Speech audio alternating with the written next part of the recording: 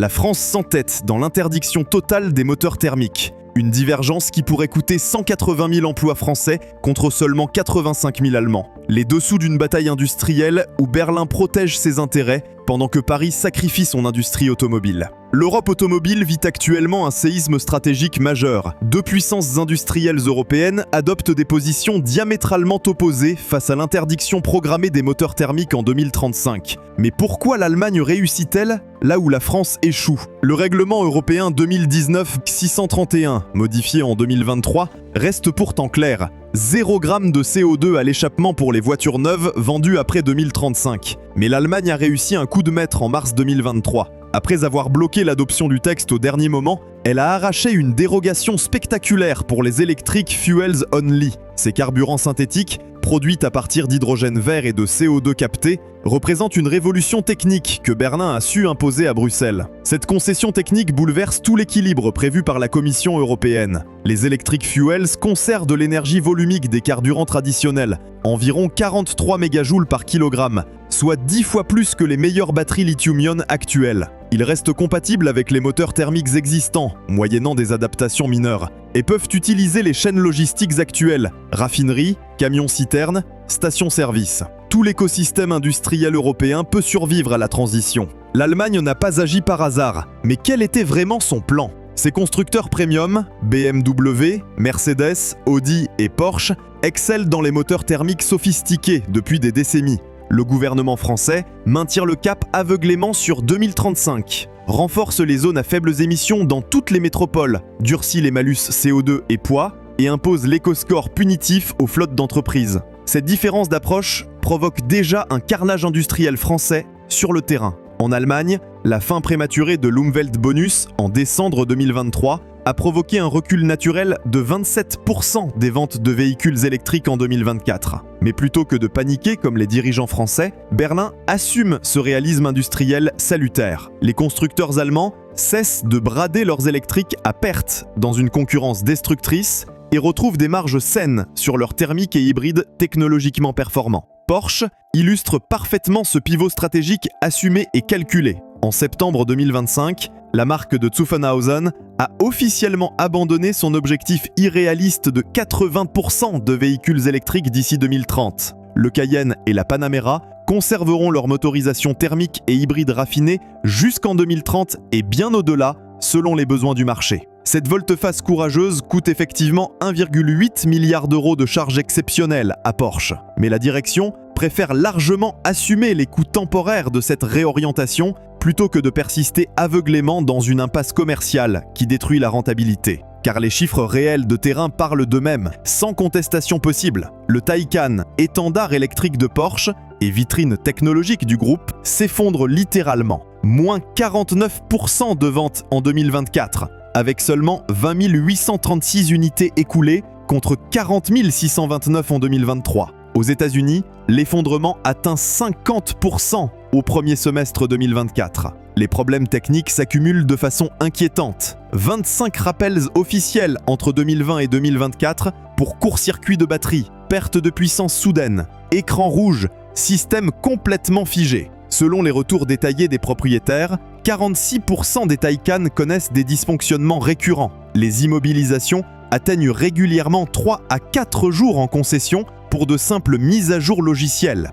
La France persiste pourtant et signe dans cette voie sans issue apparente. Seulement 9% des Français envisagent sérieusement d'acheter un véhicule électrique en 2025. Mais peu importe pour les technocrates parisiens. L'éco-score, imposé autoritairement aux gestionnaires de flotte, fausse complètement la demande réelle vers l'électrique, grâce à une fiscalité ouvertement punitive. 14,9% du coût total pour un électrique, contre 28% pour un thermique équivalent. Mais cette fuite en avant idéologique a un prix économique et social considérable. La décote vertigineuse des véhicules électriques d'occasion atteint des niveaux absolument catastrophiques pour les ménages français. Une Renault Zoé, achetée 33 000 € en 2020, se revend péniblement entre 8 000 et 12 000 € en 2024, soit plus de 60% de perte de valeur patrimoniale en seulement 4 ans. Les Tesla Model 3, vendus entre 43 000 et 59 000 € en 2021, se négocient difficilement dès 25 000 € aujourd'hui.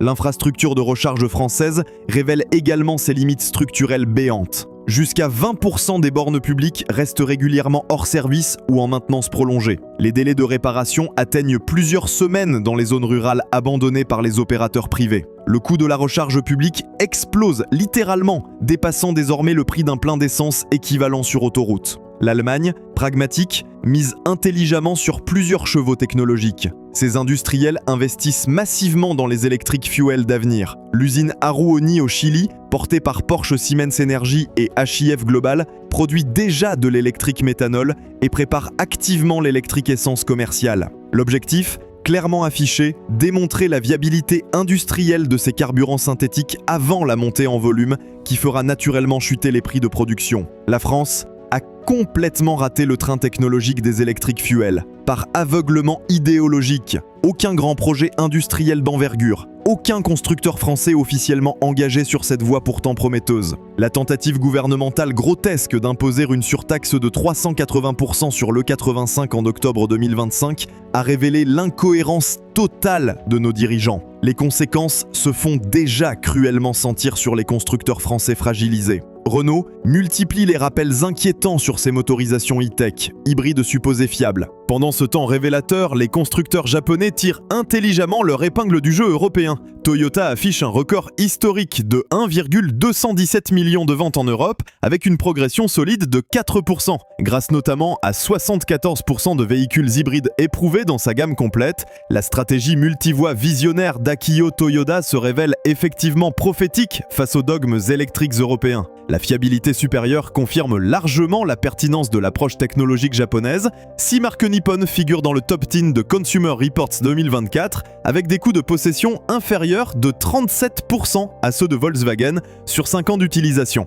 Car la complexité électronique excessive révèle progressivement ses limites industrielles, Volkswagen ID4 et Audi Q4 Electric Tron accumulent les problèmes logiciels récurrents de leur plateforme Cariad défaillante. Les 10 000 premiers ID3 ont même dû être parqués plusieurs mois pour des correctifs manuels avant livraison client. Consumer Reports a officiellement classé l'ID4 comme véhicule le moins fiable du marché américain en 2024. Le phénomène inquiétant de phantom braking touche désormais massivement l'industrie automobile européenne. Plus de 300 signalements officiels en France en 2024-2025 pour des freinages fantômes soudains et totalement injustifiés des systèmes d'aide à la conduite. Tesla Model 3 et Y restent particulièrement touchés depuis l'abandon hasardeux des radars au profit de la vision pure défaillante. Les constructeurs chinois profitent naturellement de cette confusion automobile européenne. BYD dépasse même Tesla en Europe depuis avril 2025, avec 11% du marché des véhicules électriques.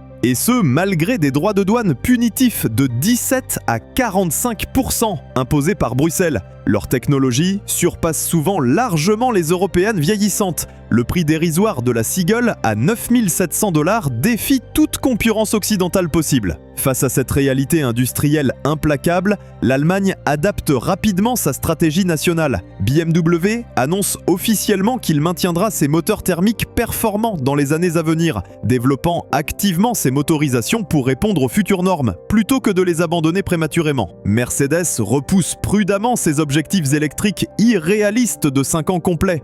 Le risque colossal de pénalité CO2 pour 2025 atteint potentiellement 15 milliards d'euros pour l'industrie européenne. Les constructeurs français devront soit vendre leurs électriques à perte dramatique, soit acheter des quotas carbone à Tesla. Cette aberration économique transfère des milliards d'euros vers un concurrent américain tout en fragilisant mortellement l'industrie française. L'exemple tragique de Northvolt illustre parfaitement l'échec de la stratégie batterie européenne tant vantée par Bruxelles. Ce champion tant vanté a déposé le bilan en mars 2025 avec 7,33 milliards d'euros de dettes pour seulement 30 millions d'euros de réserves. 9 ans d'existence pour un fiasco industriel total malgré 15 milliards de dollars levés auprès d'investisseurs crédus. Cette faillite retentissante révèle la fragilité dramatique de toute la chaîne européenne des batteries. L'Europe reste dramatiquement dépendante des géants asiatiques. CATL, BYD et LG qui contrôlent désormais 70% du marché mondial. Une dépendance stratégique majeure que l'Allemagne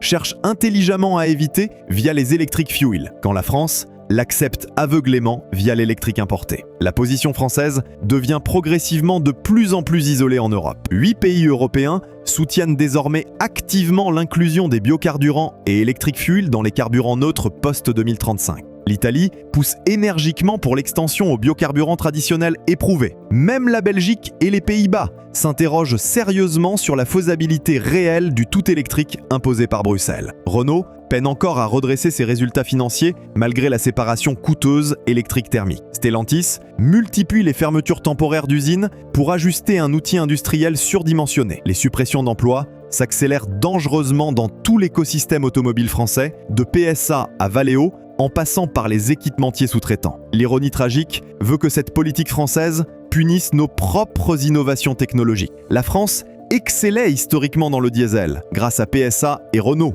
Le 85 représentait une filière 100% française, du blé aux distilleries, employant 30 000 personnes qualifiées. Les hybrides rechargeables français offraient un compromis technologique intelligent. Tout cela sacrifié sur l'autel d'une idéologie bruxelloise qui enrichit massivement l'Asie au détriment de l'Europe industrielle. L'Allemagne protège méthodiquement ses intérêts nationaux légitimes. La réforme du Klimaschutzgesetz en 2024 dessert intelligemment la contrainte sectorielle sur le transport. Cette divergence industrielle illustre parfaitement deux conceptions opposées de la souveraineté européenne. L'Allemagne défend activement ses emplois, ses technologies et ses marchés d'exportation stratégiques.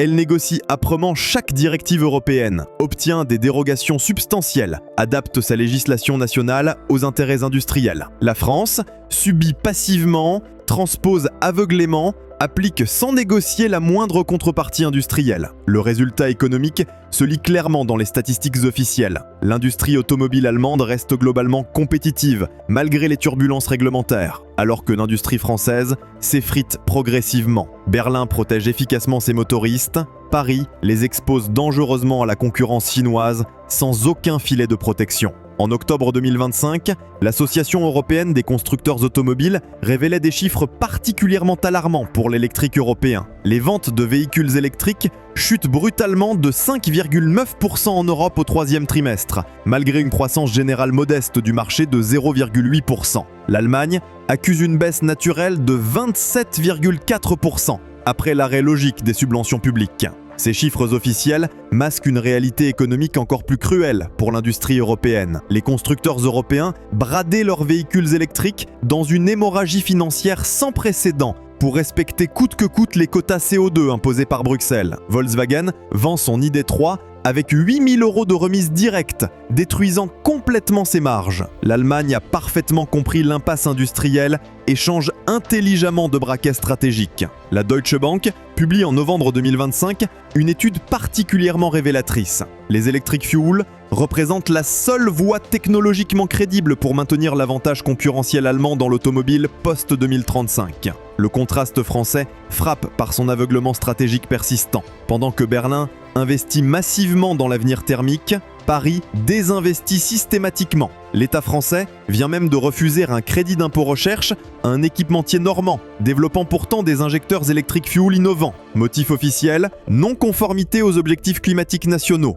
Le secteur français des équipementiers illustre tragiquement cette dérive industrielle suicidaire.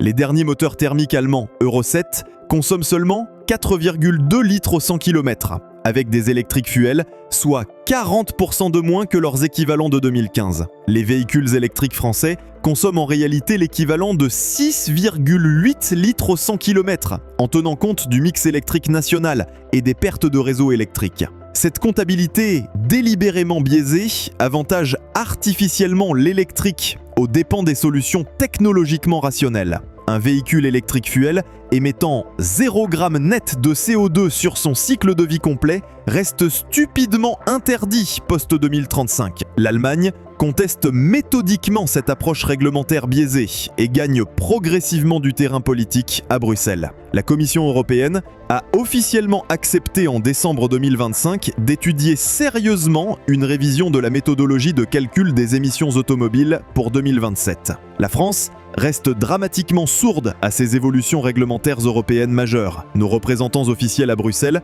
s'opposent systématiquement aux demandes allemandes, pourtant rationnelles, de révision méthodologique idéologique, défendant obstinément une approche technologiquement dépassée. L'histoire économique jugera sévèrement cette myopie industrielle française historique. Nous avions pourtant tous les atouts technologiques pour mener intelligemment la transition énergétique automobile européenne. Excellence du nucléaire civil pour la production d'hydrogène vert, savoir-faire industriel reconnu des carburants, position géographique stratégique en Europe, constructeurs nationaux historiquement innovants. Tout cela stupidement sacrifié pour suivre aveuglément un dogme bruxellois dicté par des intérêts industriels fondamentalement étrangers à nos propres enjeux économiques et sociaux légitimes.